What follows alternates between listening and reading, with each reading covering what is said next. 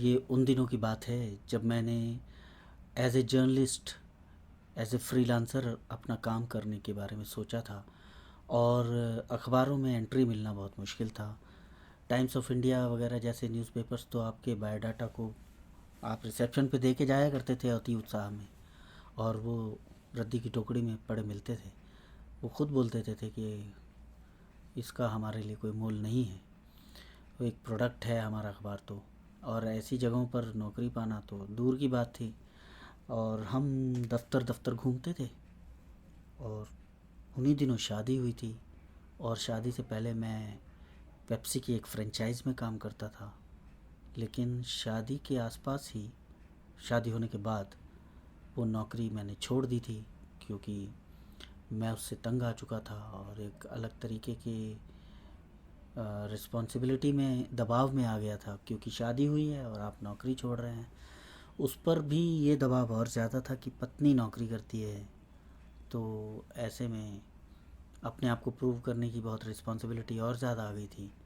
और as a journalist मैंने नौकरी ढूंढने की कोशिश की, कुछ भी नहीं मिला। नेशनल हेराल्ड एक न्यूज़पेपर चला करता था उन दिनों, जो अपन अंतिम सांसें गिन रहा था।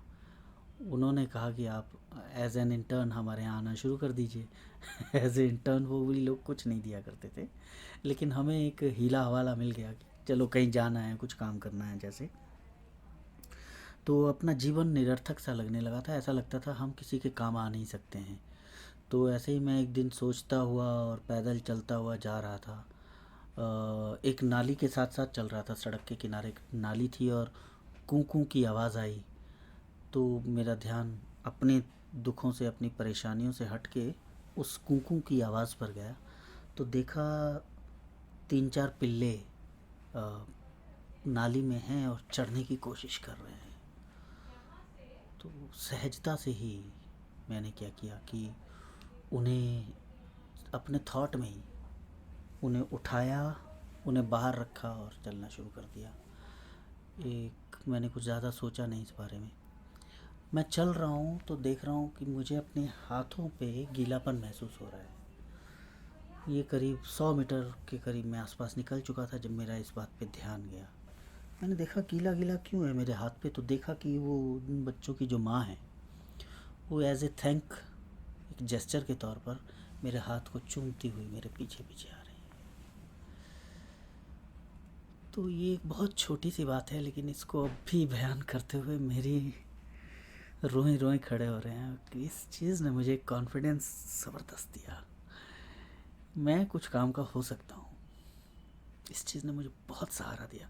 और मैं आपको बताऊँ, ये 20 साल हो गए, मगर वो छुअन अब भी मेरी उंगलियों पे मौजूद है। मैं बता नहीं सकता हूँ उसके बारे में कैसा मुझे अनुभव हुआ। यही है।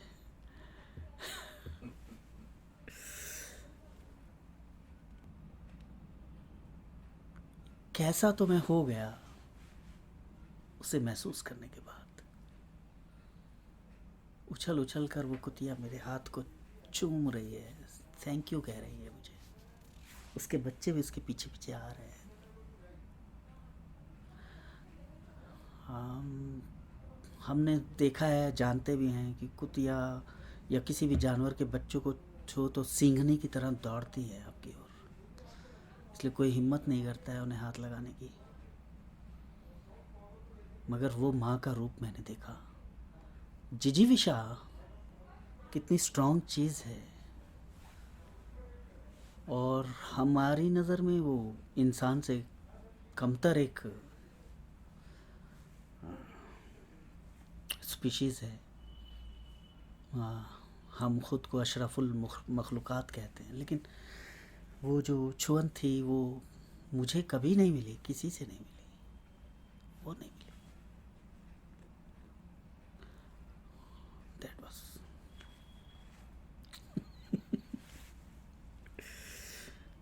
उससे आज भी हिम्मत मिलती है कि कुछ ना कुछ हो जाएगा, करते रहो काम।